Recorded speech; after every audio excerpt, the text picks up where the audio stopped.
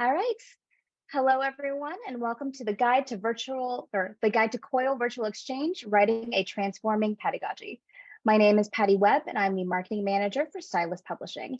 Stylus webinars bring you direct access to our authors and their latest titles. Today, I'm happy to introduce John Rubin, co-editor of the book, The Guide to COIL Virtual Exchange, Implementing, Growing, and Sustaining Collaborative Online International Learning. He will be in conversation with chapter author, Catherine Wimpenny. John Rubin, founder and former director of SUNY's COIL Center, is director of both COIL Consulting and COIL Connect for Virtual Exchange, a web initiative that supports institutions committed to COIL Virtual Exchange. Catherine Wimpenny is professor of research in global education and theme lead for Global Learning, Education Without Boundaries in the Research Center for Global Learning, Education and Attainment, Research Institute of Global Learning at Coventry University. Welcome to you both. And thank you for joining us today. And I'll pass it over to Catherine. Wonderful, thank you. Well, yes, I'm really pleased to be here. So great to see all the participants joining and people that we know and new faces, new people to connect with. So really great to see everybody. John and I have been thinking about how to talk with you today and what to share. And I think in many ways, it felt really appropriate that we started with how we both met. For me, if I could start on that, it was around 2018 that I met John. And that was because we were both on a large scale Erasmus Plus funded project that we were awarded called Ikudu. Which we're still on.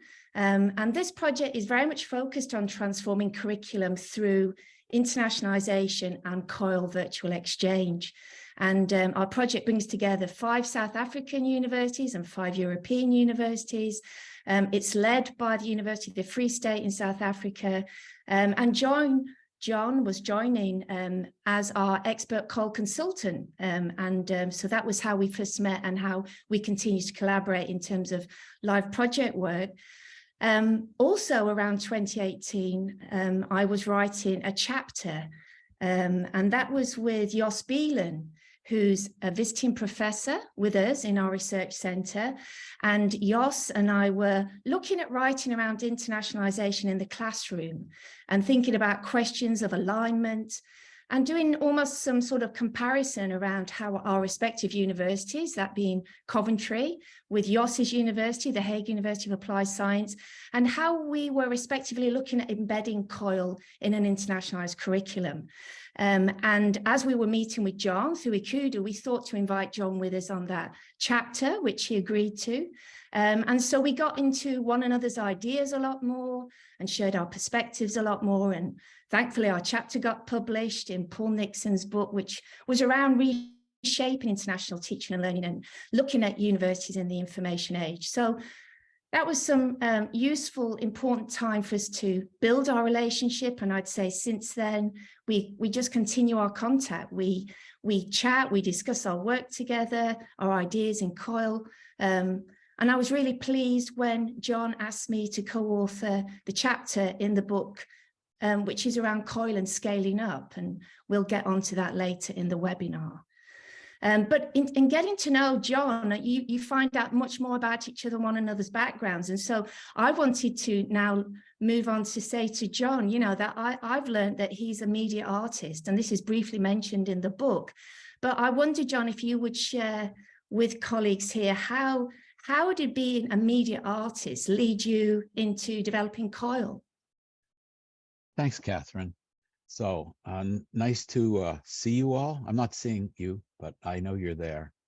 And I'm here just to identify my locale. I'm on Keaton Beach, Florida, where I arrived last night.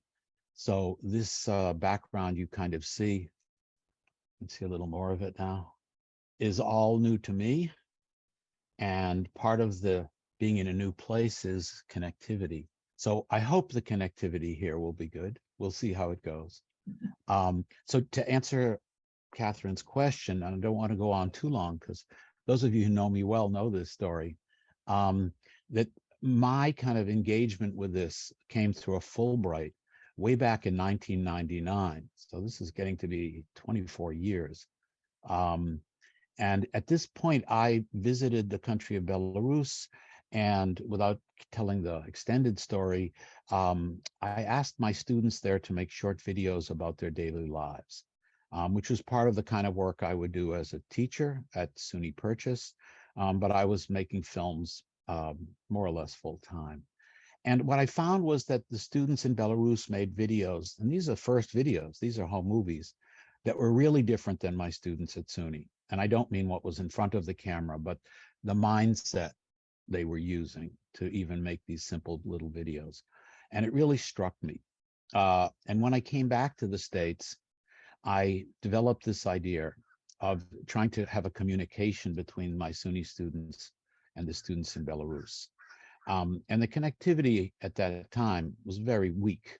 It would take hours to send a single video one way or the other. But nevertheless, we undertook this project. It took a little while for me to convince my university to do this because it was an unusual structure for a course. We actually created a new course called Cross-Cultural Video Production, in which we could do this. And we began this unusual practice where Belarusian students would communicate through email, usually at this point, with my US students and develop a theme. And then the students in, let's say, one country, Belarus, let's just use as a first example, would shoot the first scene of the movie. It would then be sent, and the students in the US, working in very small teams, 1 or 2 students on each side, would make the next scene of the same movie. And then it would go back, and the third scene would be shot, and then the fourth scene.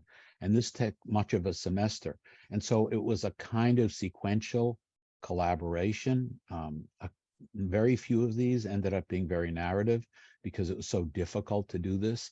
But it was very interesting to see the students try to interpret what was happening with the other students, who in some cases, I should say, were actually trying to give them a hard time.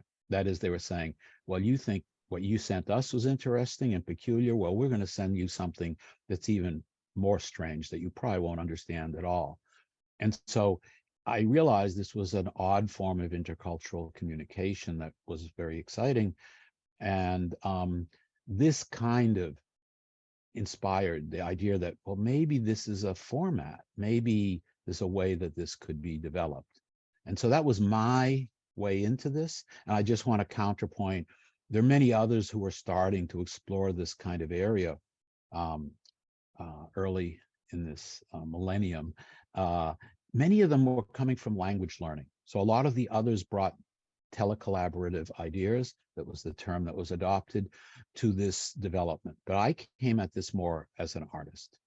Yeah, great. I mean, I'd really like to see some of those videos, actually. I'm very curious what they came out with when they're all together. But having established that cross-cultural video course, can you maybe tell us then, how did that lead to the COIL Centre being developed at SUNY? Yes. And how that framework would then be accepted as you shared it with wider peers? Yeah, well, this is a very complex story, and I'll just mention a few points. So this was an innovation, and the placement of what we now might call curricular internationalization, that is, putting the international into the classroom, was not very well developed at this point. The term internationalization at home had not yet been coined. And although many of my peers thought this course was really interesting, and my students were incredibly excited by it, the sort of administrative folks on my campus were a little more hesitant. They just didn't know what to do with it. And because I was a full-time professor, I was in effect asking that some of my time be devoted to this new endeavor. And honestly, there was a lot of pushback. Ultimately, I was told the only way we're going to allow you to do this is if you go and raise outside funds, because, we're not going to let you off your courses. So, and they did it with a smile, though. I mean, I feel like they wanted it to be successful, but they couldn't quite bring themselves to take that step, at least at that point in time. And I did raise some outside money. I won't go into that. It was a very small amount, but it was enough to basically cover adjuncting a couple of my own courses. And I should say at that time, I won't name names, that the provost at the school who had sent me on my way to find outside monies was actually kind of upset that I actually got this grant, because it meant that, in fact, I would be able to step back from a couple of my courses. And I just think he was taken aback by this. So I think this indicated an issue that when you innovate at university, and universities are relatively conservative structures, and I don't mean that politically, I mean in terms of how they function day to day. And so COIL is pretty big intervention in the way schools operate. And I was just learning at this point that that would be resisted.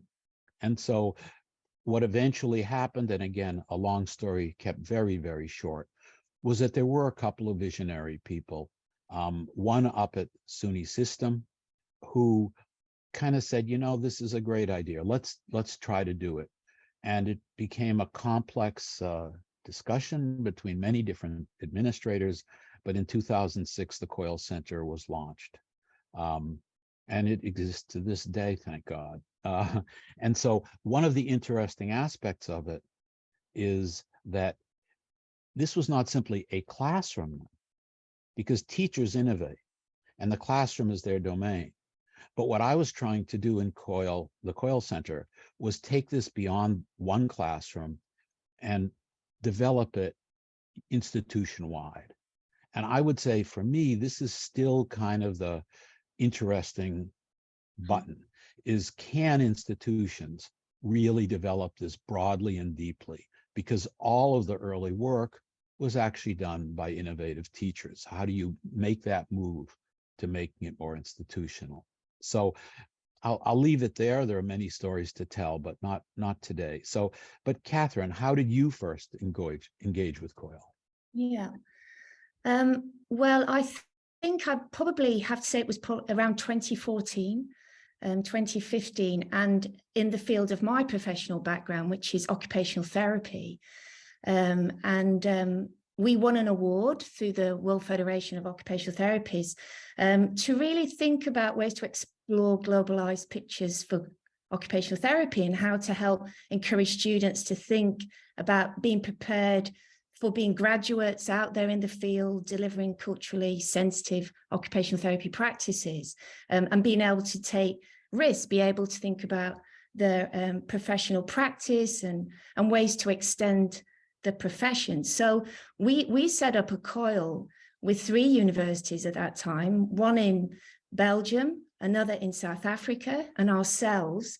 And what I liked about it was that we were asking graduates in their first year of practice out in the field across those 3 geographies to donate scenarios that they were experiencing in their first year of practice. And they would donate those into discussion forums across the 3 partner universities, where students would think about how would they tackle that scenario when they're out there thinking about being in the field of practice.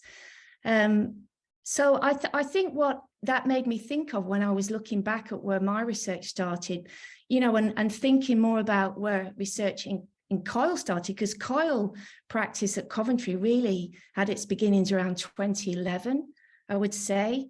And just thinking about the agenda for what was driving COIL at that time, which I was discussing just even yesterday with one of the colleagues who was a pioneer of COIL at Coventry at that time, Marina Orsini-Jones, it was very much about driving employability skills for all. And certainly linked to some of key reports around global graduates as global leaders. You know, some of that was set in the context for COIL around being able to work collaboratively, communicate effectively, demonstrate resilience, embrace multiple perspectives. And I think it's interesting how from our early beginnings of where we were researching COIL and looking at preparedness for professional practice or preparedness for employability and meeting the needs of employees and industry who wanted graduates who were work ready. our shift probably now, if I'm thinking about it, is still there. That employability agenda is still there. But I think it's interesting how our focus around global learning is now making us think about COIL in terms of framing issues around difference, and really looking at how we're coming together in the COIL exchanges as academics and students and perhaps wider community to really address some complex issues, and even, you know, discussing issues around what we mean by borders. So it's interesting that, and we have now a research centre. I work there full-time in research. One of our key areas is in researching COIL and as this third space, and very much with looking at issues around access into COIL Virtual Exchange, not assuming it's an accessible space, but really thinking about access, inclusion, language, plural forms of knowing, plural forms of being and relating. So that's, I guess, where I started, and bringing us a bit up to date with how we're trying to think about that and write about that, because we can't do this research alone. We absolutely do it with our international collaborators and colleagues also coiling. So thinking about the book, let's get back into the book. I think it will be interesting for everyone to know a bit more about how the book project itself came about. And considering, John, how you weren't a traditional academic coming into this. So could you say something on that for us? Yeah, sure. Yeah, this was an interesting crossing. Yeah, my background, as I said, is in the arts. I don't even have an advanced degree, to be honest with you. At the time I came into university, it was possible to be hired with just a BA in the arts. Nowadays, probably not. So I didn't really have a research background or even a serious academic background, although I had done some writing about COIL as this project developed and expanded. So the actual launch of the book concept came at a difficult time. I had really fallen rather ill, and it was in 2018. I had actually retired from the SUNY COIL Center. I had begun to do some consulting work, particularly with FIU at the very beginning of that time. But I was actually lying in a hospital bed, wondering what will I lay ahead, you know? Was in fact life even still lying ahead of me? When I received an email from Stylus's publisher, John Van Noring, asking if I'd be interested in developing a book about COIL Virtual Exchange. John had recently published Stephanie Doscher and this book on global learning, and saw that I was kind of moving in a related direction, moving the international and the intercultural into the classroom. And he was very interested in producing a book on that topic. And, you know, honestly, I was unsure if I was up to the task, had never written a whole book, and I was very ill. And I said, John, can you give me a few months? And of course, he said yes. And I contacted my colleague, Sarah Guth, in Italy, with whom I had co-written a couple of chapters and who had worked with me for a year and a half at the SUNY COIL Center. And I asked if she would co-edit with me if I recovered adequately to write a book. And she said yes. And a few months later, I seemed to be much better, and the book process began. So I all of a sudden was going to be the author of a book. But I never imagined that the process would ultimately take 4 years. So a key point in this early stage is that although we had agreed to the project, we also felt that the topic of how institutions need to engage COIL was really, we wanted to be one of the centers of the book, not the sole center of it, but we wanted it to be a key piece. And we realized that there had been almost no research into the institutionalization of COIL by universities around the world. There had been already quite a bit of look into the classroom, the COIL classroom, and what was going on there. And Catherine just mentioned its relation to employability, but how institutions were adopting it was not well researched. Most of the initiatives up to then were faculty driven, where individual professors had taken this on. And we wanted to really look at how universities take it on. So we realized that we had to actually do a survey of the coiling institutions to get some grip on how they were managing this. And I knew from my experience at SUNY that it wasn't easy. So much of the first year of the project actually was doing this initial research where we reached out to a bit over 100 institutions that Sarah or I knew from our experience for doing this work at one level or another, and trying to get data from them so that we could push forward. So the other aspect of this that was, I don't know, Sarah had already written a book. I was a true novice, and coming in this as an artist, we came up with a very ambitious book structure. I mean, in hindsight, not sure I would do this like this again, but we decided to kind of blend a co-authored text, something closer to a monograph, with an edited compilation. And these two formats are usually quite distinct in the field, or so I learned. So as this book developed, I actually wrote 9 of the chapters and co-authored a couple others, one of them being the chapter that I co-wrote with you, Catherine, while both individuals and small teams wrote many of the other chapters. Indeed, Stephanie Doscher wrote or co-wrote 5 chapters, and both Carrie Pryor and Stephanie Doscher later became co-editors of this really ambitious book. So by the time we got this fully organized, there were over 50 actual contributors to the book. Yeah. Yeah. And I mean, I'm very conscious that maybe that colleagues who are here listening in today, some of them will have read the book, perhaps, or bits of it, and some may not have had chance to. So perhaps it's worth just talking about the different parts of the book and why you thought of setting them out in that way. Sure, I'll do this kind of briefly, and I'm actually holding the book right here just to make sure I don't misspeak, because some of these changed a bit as we're finishing the book. And sometimes I think I remember the earlier formats better than the final one, but I'll be very brief here. So the book was broken into sections or parts.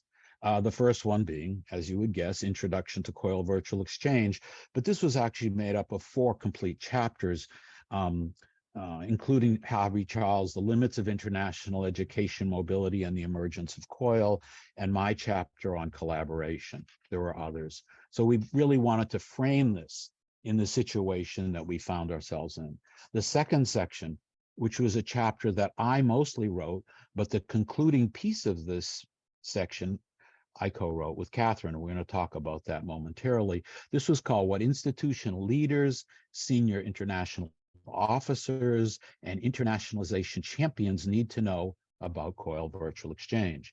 So you can see the clear focus on the institution and how it's adopted. The next part was called What Instructors and Support Staff Need to Know About COIL Virtual Exchange. And in this section, Stephanie Doscher took a major role, as did Darla Deerdorf, and there were a number of other important contributors, including Sally Mudiamo. The fourth section, we kind of pull back. It's called Perspectives on COIL Virtual Exchange, and we look at a number of niches and areas. So for instance, there's a chapter on coiling at and with community and technical colleges. And there's another chapter called COIL Country Focus, where we actually had short pieces written by groups of experts from Mexico, from Brazil, from the Netherlands, from South Africa. So we would get perspectives from there. And finally, case studies, how students and teachers learn and benefit. And I'll come back to that chapter in a bit, but particularly like to have Catherine speak a bit about the chapter we worked on together. Yeah.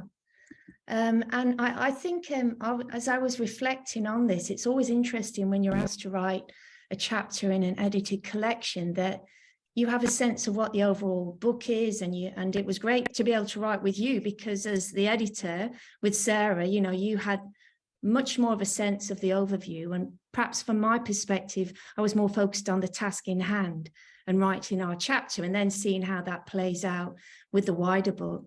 But as you mentioned earlier, this was a book that was really trying to think about institutional practices as well. And I think a lot of the content is to help think about institutional leadership and internationalization champions, and what they're doing, but also, you know, what others who are taking up those roles need to know. And our focus was very much about how you scale up COIL.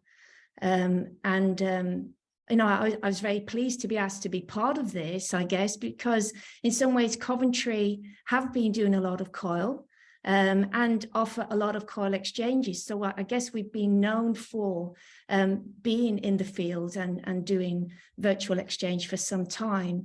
But our place in the chapter, Coventry's case in the chapter, was based on the survey findings that you mentioned. So we were one of the few institutions that were chosen that were scaling up COIL and able to offer these exchanges, maybe at much larger rates than perhaps other institutions seem to be. So excuse me while my son calls me and I just bat him away, excuse me. Yeah, so the chapter really set out to think about those 6 universities who seem to be offering the most courses, and they were, you know, seemingly adept at scaling COIL. How were they able to do it? And so it was our task to then think, okay, how can we set out to think about questioning the practices across 6 different institutions? And they're a fairly international mix. We've got case studies in our chapter from the US, from Brazil, Mexico, there's ourselves in the UK, the Netherlands. And there's very unique educational contexts and institutional contexts within that. So it wasn't that we were trying to look at doing comparisons like for like, or trying to say who's best. It was very much trying to understand, to question the practices and what could be said in meaningful ways about the 6 different approaches to scaling up. So yeah, we set about trying to engage with those 6 partners and look at ways they felt it would be best to share their practice. And you'll see in the chapter, when you read it, if you've not already, you know, the different aspects in terms of focus on how you engage with international partners, the types of resources that are required, whether the growth was experienced because it was very bottom up, which was the case at Coventry, initially very bottom up, small scale, but then as that caught hold, how that's interesting, how it attracts senior leadership's gaze and may start to get driven, you know, more with top-down mandates. So the approaches across the 6 were quite unique, but some patterns that were found, particularly probably around strong leadership, although that wasn't always leadership from the top, but really COIL champions really investing and committing their efforts as being key to some of the excesses and gaining that traction, gaining that evidence probably to incite others, engage others to be involved. Yeah, John, would you say anything else? What were you thinking? Well, yeah, I mean, I think you covered it succinctly. I think this question of leadership is also a question in whom the leadership is invested. Around the same time, maybe a little bit earlier at SUNY, we had adopted the term of COIL coordinator. And this was I guess you'd call a manager level staff person, although at some schools they were professors, some schools they were staff, varied quite a bit, but people who would take on at least some guidance and management role. So it wasn't simply those teachers who raised their hand and said they wanted to do it, but that such folks would also be able to provide some resources. Because, you know, doing COIL takes extra effort. And to some degree, that extra effort needs to be rewarded and supported by the institution, or it won't grow. And that was a key thing to me, was this is maybe a wonderful intervention and allows students who are not mobile in many cases to have an intercultural and international experience, but would it happen for enough students? Or would it be like study abroad, where it's a very small group who have this good fortune? And so that has to do with leadership and growth. Yeah. And I think also being very careful about, if things become mandated, then they become more tick box exercises and lose some of the meaning and the quality that we want to see from COIL exchanges, that they're done for meaningful purpose. And then, of course, we had the pandemic. So, you know, we were mid-writing, we had these 6 institutions, and then the pandemic took the field and shook it. So did you want to say more around that? Yeah, I think this is a critical piece that's related to the topic of our webinar today. When you're writing about something and the something is dramatically affected in the middle of your writing, it certainly is cause to pause.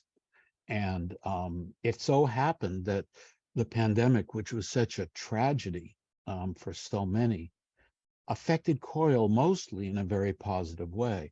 All of a sudden, physical mobility was stopped. So all the people in international offices who were devoting a lot of energy to moving students about couldn't. At the same time, a lot of schools that did not support online learning very much found that they had to support it. Mm-hmm. And so all of a sudden, the preconditions for COIL changed.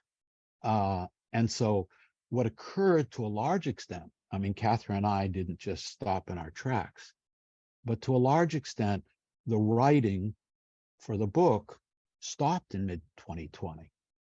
And we had to kind of step back and say, wait a minute, what is COIL going to become now?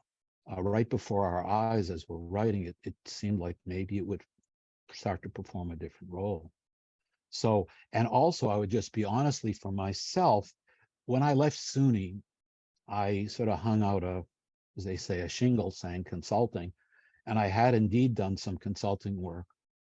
But when this happened, all of a sudden, my own phone rang off the hook and people were saying, okay, we heard about COIL, but now we want to do it, help. So I became very busy as a consultant, and this also affected my ability to write.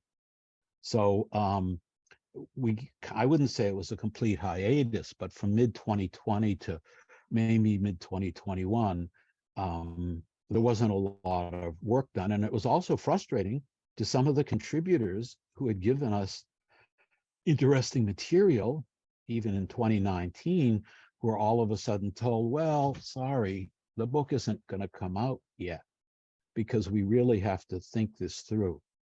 And so as this progressed, one of the tactics we took as a partial mitigation was we adopted the idea of having sidebars, COVID sidebars, where we went back to some of the authors and institutions who had contributed up to now and said, if you would like to write a short piece, maybe 300-400 words, that tells us how COVID is affecting you now, we would try to add this to the book to kind of keep it updated to these changes.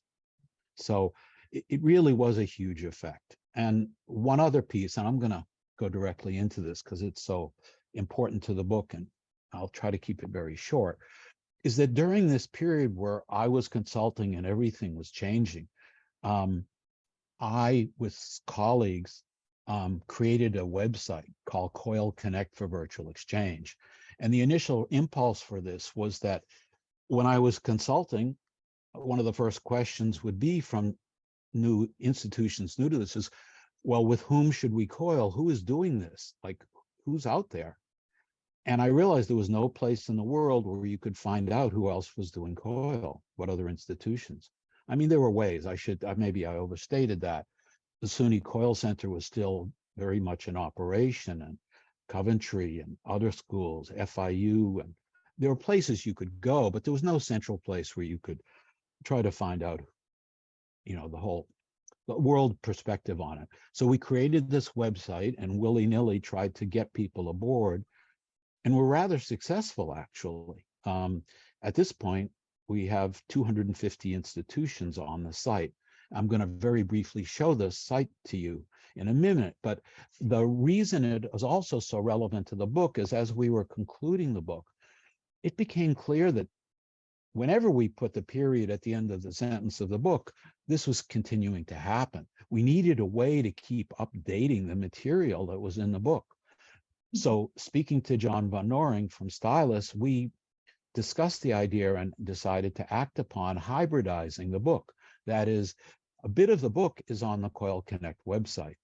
And there's the potential now for the website to become sort of a living book with a printed book, so that additional material can be added with time. And this is something that we're very much looking to do. So I want to just very briefly, we're going to run out of time in a little while. We haven't come to the end of what we want to say, but I just want to show you two things on the website, and then we'll come back here. So this is the website. Some of you may have already visited it. I'll simply say that anybody can register as an individual member. Presently, membership is free. You just come to coilconnect.org. You have to answer a couple of questions and you're a member. So if any of you wish to follow up on this few minutes, I'll be able to give this. The site, you can see on the front page, is a huge listing. And this is of institutions around the world who are doing COIL with certain data points, such as how many courses they offered last year, for instance. It's ordered in terms of their most recent activity on the site. So Universidad Iberoamericana in Mexico City apparently was just on the site today and made some edits or added some material, and that's why they're at the top. But we had all these institutions as they joined complete surveys. And these surveys are kind of like living data. And so here, this is very interesting to confirm what I said a few moments ago. So this is institutional adoption of COIL by founding year. And if you look at this graph, it's quite amazing. You can see there was steady growth from about 2014 to 2019. But then look what happened in 2020 and 2021. The number of institutions doubled in those 2 years who were involved. Now, this is certainly not complete data. I'm guessing this is probably less than half of the institutions that are doing this work, because not all of them have decided to join this website, but it does give you an idea. And you can see that slope is going down now. I don't really know that that's very accurate, we'll see, but certainly there was a huge uptake, in 2020 and 21. I want to just mention two other things on the site, and then we'll return. There is a chapter here, a section called COIL Guidebook, and part of this is just a window so that those can acquire the book.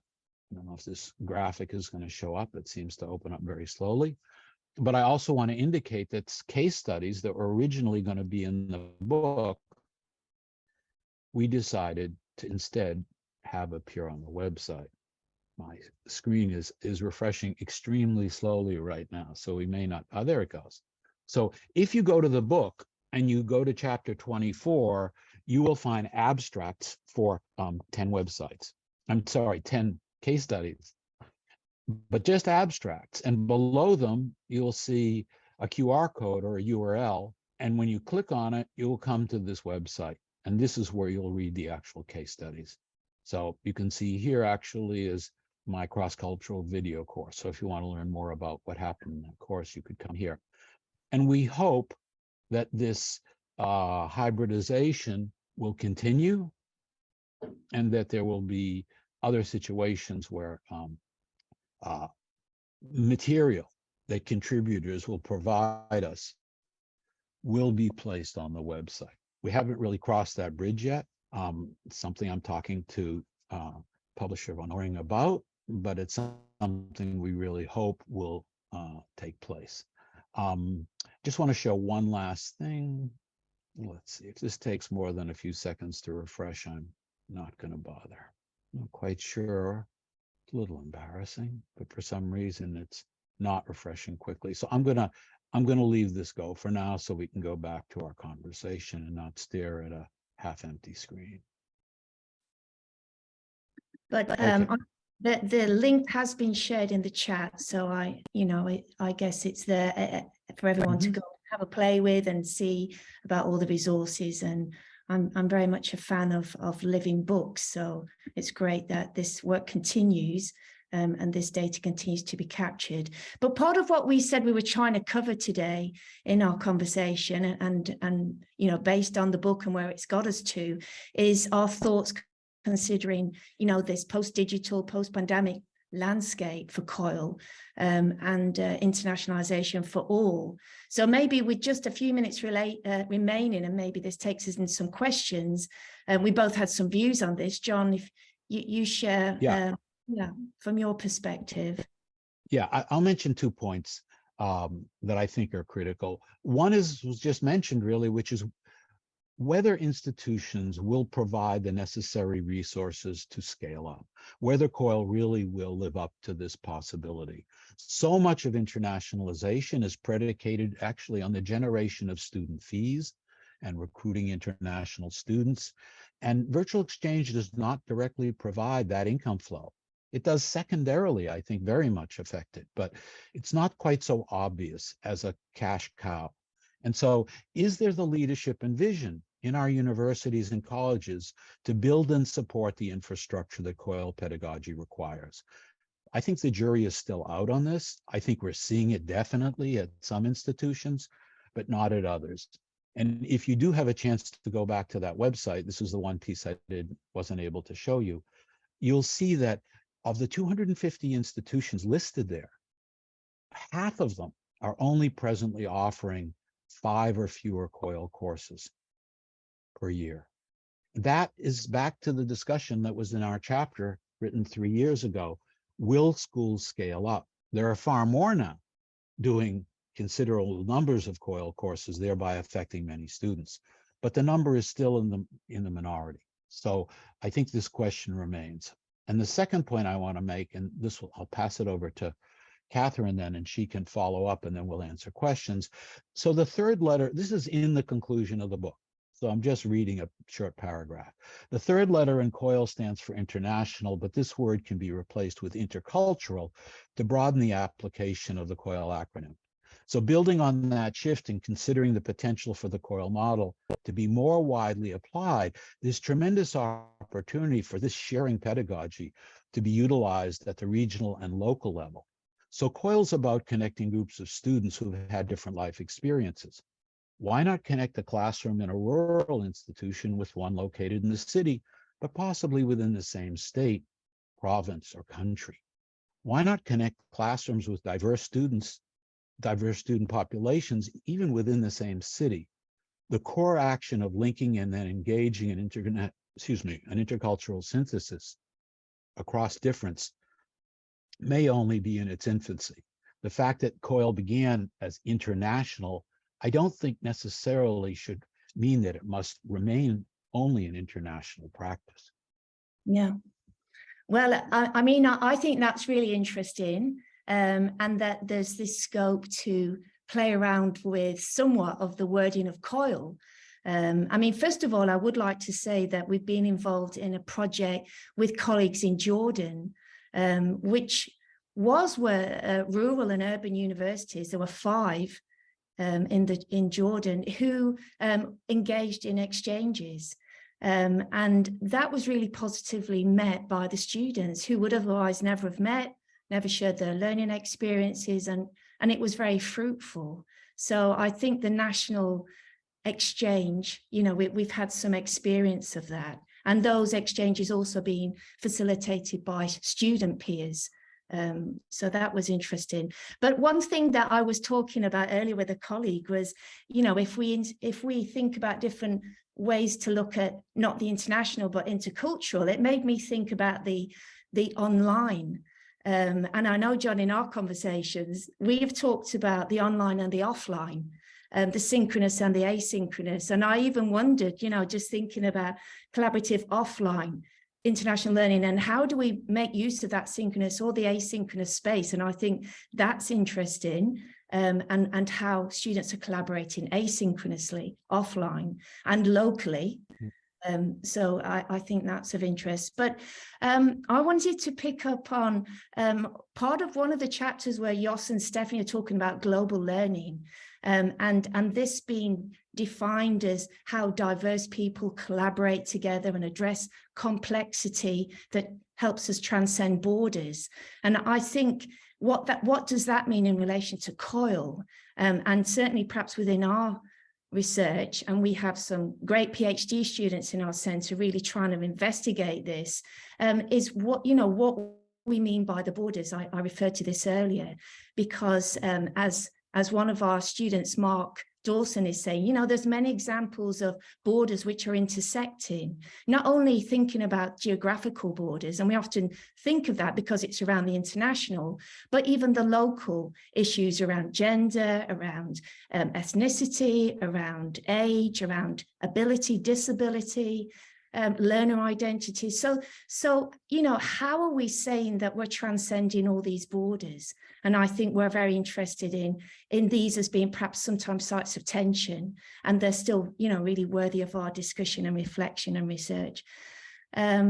I just wanted to make reference to one of the other chapters in the book, chapter 17, where we have colleagues sharing a case study there where they actually COIL with gender identifying groups, ethnic matching of students. They talk about perhaps moving that into gender identifying groups, as I recall. So I think it's interesting that we're not always looking at diversity, but, matching students who are perhaps underrepresented or marginalized and offering a space for them to connect, and how that can be seen as strengthening and very valuable. I'm sure there's still diversity in those ethnic matching groups, but it's just different ways of thinking about bringing our learners and academics together.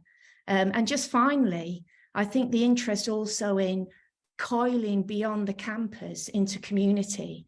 Here we've got this opportunity, and again, it could well already be happening, coiling that brings students together across higher education with, let's say, further education or vocational education, or coiling beyond higher education into professional development. And again, we have colleagues in our centre who have been looking at Marina's work, looking at working with teachers and setting up communities of practice of COIL exchanges for teachers in remote and rural locations, or asylum seekers or refugee communities where you can still engage in professional development with contact with university. So I think these are interesting and exciting opportunities to further research. Yeah. Thank you. This has been interesting. I'll pass it over to Stylus and Patty to help us with some Q&A. All right, everybody, thank you. If you have any questions for our authors, please use the Q&A function or the chat log. We will be fielding those and then passing along to our presenters. We did have a couple questions. We will be sharing the chat log to everyone who is registered. So all of those links and resources that you're sharing, those will all be distributed in an email on Friday, and then they'll also be posted to the book page.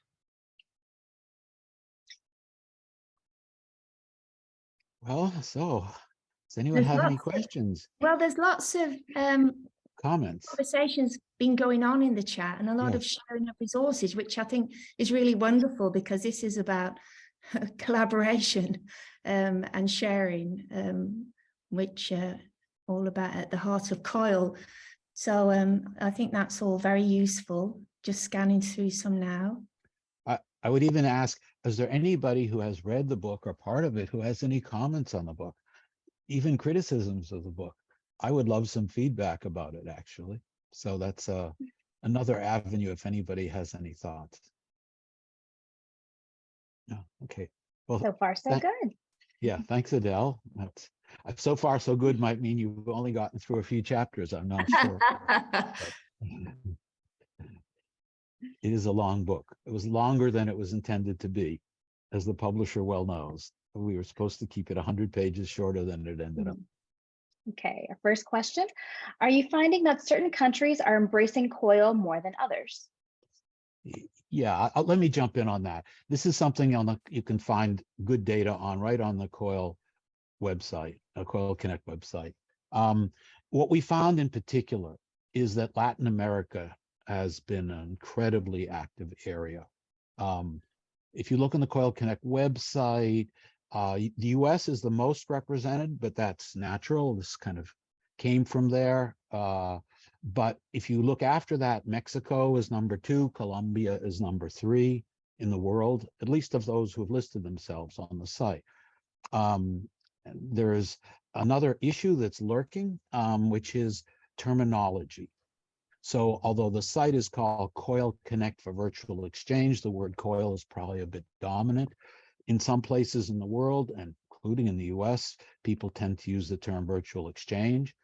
So I worry sometimes that people will go to the COIL Connect for Virtual Exchange website more quickly if they call it COIL than if they call it virtual exchange.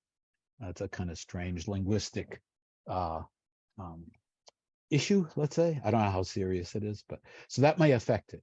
And there also was a tremendous amount of early work done between the US and Latin America. And the true breakthrough that happened in my eyes is that almost all early COIL was in English, not all, but almost all. And in Latin America, there was certainly some tension there with students from, say, Brazil or Colombia who were not fluent English speakers and therefore may have struggled in some of these COIL connections. Language is such a huge issue in doing this kind of collaboration. And then the light bulb kind of went off across Latin America, and a tremendous amount of work is being done there in Spanish.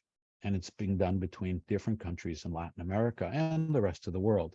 And so I think this was a great breakthrough for COIL, that it started to be seen as not necessarily an English, not language pedagogy. Right, question number 2, how important is the collaborative element of COIL? I could answer unless Catherine, you want to jump in? Well, I think it's for me, it's the most important word. It's the most important word of the phrase. I mean, that's where hopefully the most meaning takes place through that collaboration and the learning. But it needs to be very carefully considered in terms of why are students collaborating, to what end, and how are they prepared to come together to collaborate. So it's an absolutely key part of it. And as I was saying about, we just can't assume that all students feel that they've got an equitable voice in that space. So there's a lot of importance on how you facilitate a learning space to enable people to feel they can collaborate. And it's not only in that in the synchronous space and the discussion and the dialogue, but asynchronously, and what the task is that has been set for the students to have to collaborate on. So is it meaningful, and does it stretch them, and is it something they couldn't do on their own? So collaborative is key. The whole chapter in the book on it. John, Yes. please. Yes, and I would just say it also sets a kind of standard. There are a lot of things being explored in the virtual space, some with other terms. And sometimes people, I would say, misuse COIL, but that's because the COIL term is so wide open, people adapt it to their needs. But I would say if you think about this word collaboration, you realize that inviting an international professor to your class to lecture is not COIL. And yet I've heard people call that COIL. And so I think if you really think about the need for collaboration, and as Catherine just said, that the effort it takes to really develop a collaborative space, it's not something you just say, okay, students collaborate. Obviously, that won't work. You need to develop a proper dynamic and structure for that to happen, and time. It takes weeks, if not months, for students to become comfortable with each other and be able to engage each other deeply. So. Yeah, definitely the pre-planning and then that reflection afterwards. I think that doesn't often get emphasized enough, that reflection on why have we collaborated? Why have we been asked to get together? What has been the meaning that collaboration offers or has challenged? So I think, yeah, lots to talk about for collaborative. Yeah. So, Right, so this next question is a combination of 2 that I've seen in the chat and in the Q&A. Would you say that COILing with Latin America is not too far from the US culturally? And why do you think Latin America has such a strong interest in compared to other countries? Okay, I think one thing is true in terms of close to. It's not, I don't think it's close to as the plane flies, although Mexico is on our border. So that's definitely an element. No, I think it's that it's north-south. And one of the issues, and Catherine's mentioned synchronous and asynchronous, to do synchronous work, like we're doing right here in Zoom, you have to navigate time zones. And it is certainly easier if you're thinking of your COIL as a synchronous project to work north-south. This is true in the Ikudu project, which is primarily Europe and South Africa. Those folks are in the same time zone or maybe an hour or two off. The same is true between the United States, Canada, Mexico, and Latin America. So it makes it easier to orchestrate. I think it's also true because some of the earliest COIL projects out of the SUNY COIL Center were in Latin America, in Mexico in particular, but also in Brazil. So I think I was working with UDEM in Monterrey in 2011. So that was quite a long time ago.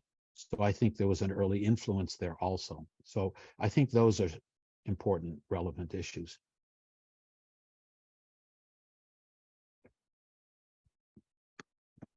All right. Many COIL virtual exchange programs are at smaller institutions, liberal arts colleges, or community colleges. What advice do you have for getting a university-wide program off the ground at a major research university that has lots of cash to cover the expense of student abroad foreign students? Huh. Mhm. Okay, I'm going to jump in. I think it's very important to not see COIL as the space for students who cannot travel. Yeah. I mean, even though I think in the early days, we did say this quite often, and I said it even earlier today, at most public universities where 5 or 10% study abroad, that is a clear need. But I would say at a private college, well, let's say 50% of the students study abroad, all of those students, not just the 50 who aren't studying abroad, should be doing COIL because it's a completely different modality that allows for a kind of interchange that may not even happen when students study abroad. That's a whole discussion, and we're kind of coming to the end of our time, so I don't want to get into the subtlety of that. But virtual exchange and COIL, which is, I consider COIL a type of virtual exchange in terms of these linguistic issues. It's a very specific kind of virtual exchange. Virtual exchange is kind of the broader term, like basketball is to sports, would be my analogy. But I think virtual exchange is an important thing unto its own. And I'm actually seeing small, private, liberal arts colleges adopting COIL for both reasons, to extend the experience to students who are not studying abroad and to enhance everybody's experience of what diversity means. Okay, next question. We have about 4 more. It's a little little past noon. If it's okay with our panelists, would you like to go over time, or do we need to wrap up? I'm okay for another 4 I'm minutes okay. or so. Yeah, Yeah. that's Okay. fine. That's fine. All Yeah. right. You know, some will have to leave. Funding always seems to be a topic of discussion.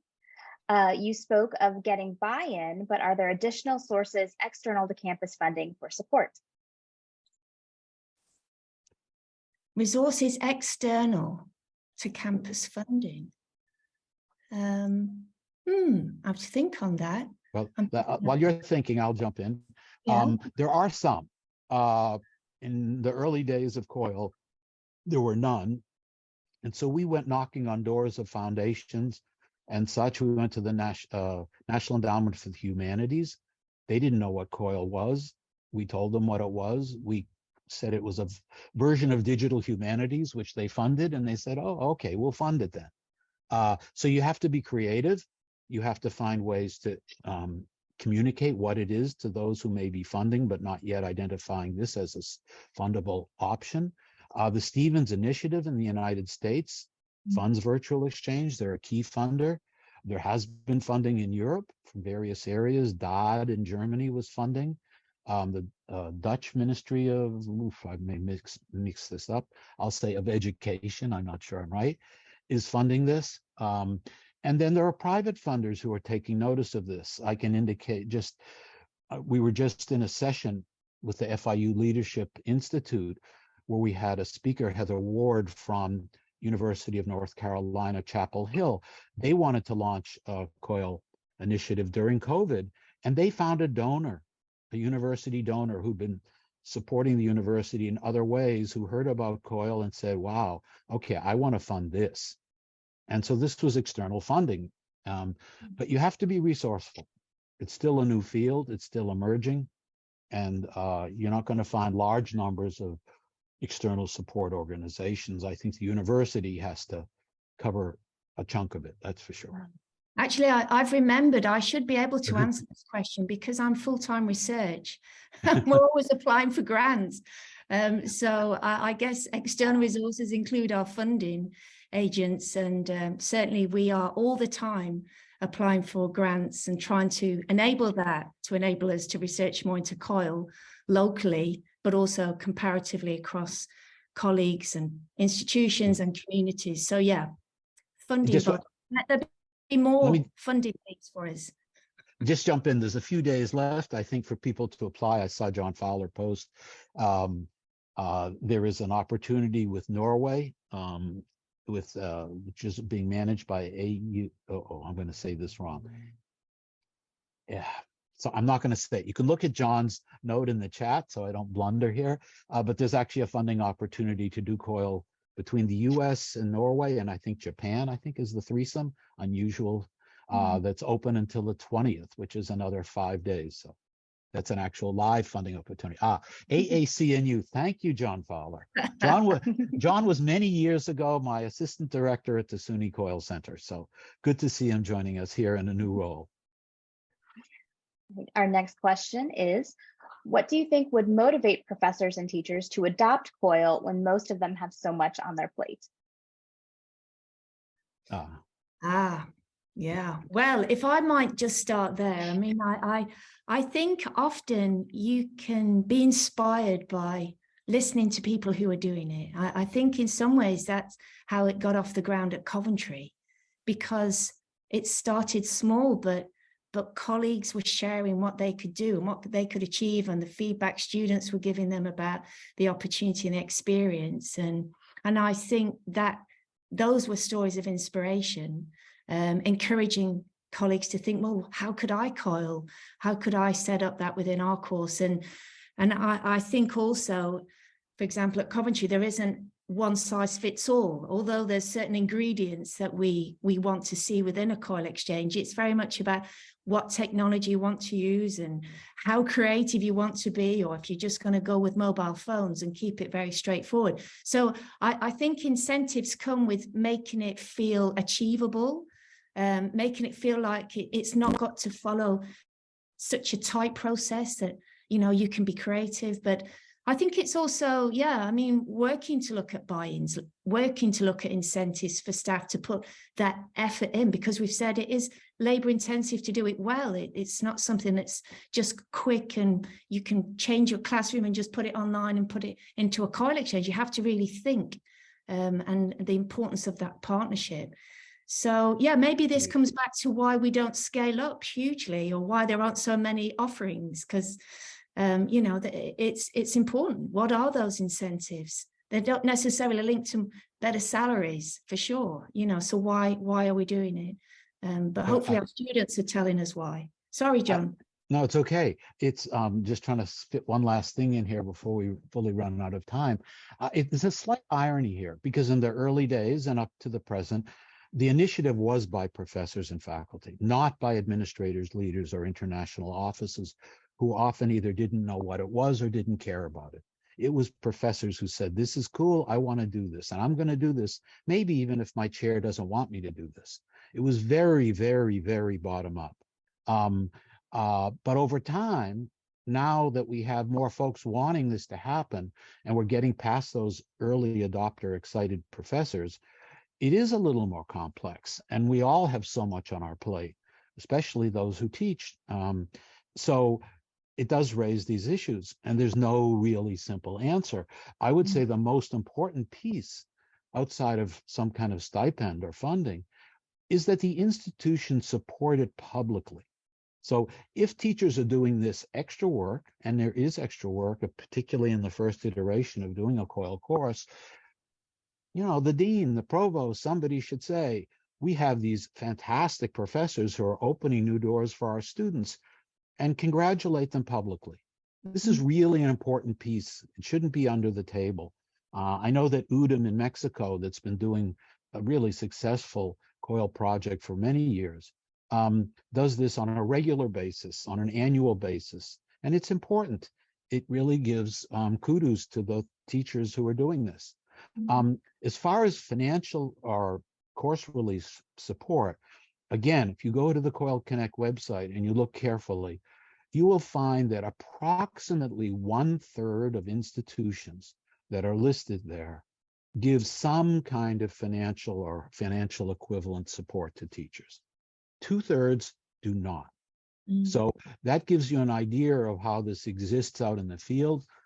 And again, this is an emergent practice, and there is not a uniform rule that you should or you shouldn't or you must.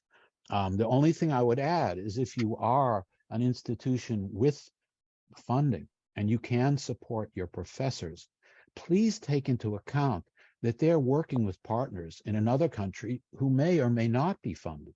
And that can create an inequity that could actually reverberate and cause issues down the road in the collaboration. So you try your best to be as equitable as possible throughout the process to have a good result. Okay, do we have time for one more question? Sure, if people will stay. We haven't lost too many. I'm surprised we've only lost about 10 of our 50. Go ahead. In terms of reflection, do you suggest reflecting at a particular time in COIL, or do you think it's better to reflect often? Yeah. Well, Catherine? Reflection, for action, in action, on action. That's what colleagues will say. I think it depends perhaps on the task, but I as a reflective person, it's just continuous for me. But I guess it's how it's formalized for students to have to share that, and for the academics too. You know, I think maybe the emphasis is on getting the students to reflect, but I think you know, how it's gone from an academics and the perspective of the partnership, you know, that's all important reflection for sustaining COIL partners. Yeah, I don't know, John, what do you say? Little enough. Well, I also want to link back to the last question. I think COIL benefits professors probably more than students, or at least as much. And maybe that's a little bit of a strange thing to say, since students are technically our clients. I hate that term, but nevertheless, they're the ones who are paying, if they are paying. But I think faculty benefit tremendously, and that's why they should do it, because they will benefit. But this question of reflection is so critical. And I think any COIL course, which does, let's say, a simple assessment at the end, which doesn't really require thoughtful reflection, usually writing or maybe making a self-reflective video is really losing part of the advantage of doing the COIL. Students are thrown into this strange experience. Some of them have the sophistication to see exactly what's going on. Many of them are just kind of get through it. And when the course ends, they have to run off to the next course, and they may not stop and think, what happened? And so I think it's extremely important. And one strategy for this, I forget the term for it, so maybe Catherine can correct me here, is at the end of the course to ask the students first to reflect on their state of mind and attitude and anticipation about what would happen in the course. So instead of asking that as a pre-course question, ask it actually at the end of the course. Think back. What were you thinking you were getting into doing this course? Now, where are you today? What happened to you? With some interesting prompts to make them, direct them into thinking at the subtleties of this. I think that comparison of looking back and thinking of the present is a really good tool to getting students, let's say fairly compact way to look at their experience. Yeah, I guess I would just add yeah, there's often the pre and post built around case studies that are often shared in the literature. But one thing that we also did was because students may have to complete surveys or questionnaires at the end of the experience and share their feedback. And sometimes we know certain students might not have felt it was most valuable or what have you. But what we found is often if you go back to students, maybe even in the next semester or 6 months down the line, which we did, we found that students have digested that learning and consolidated it, and it makes more sense later on in their program.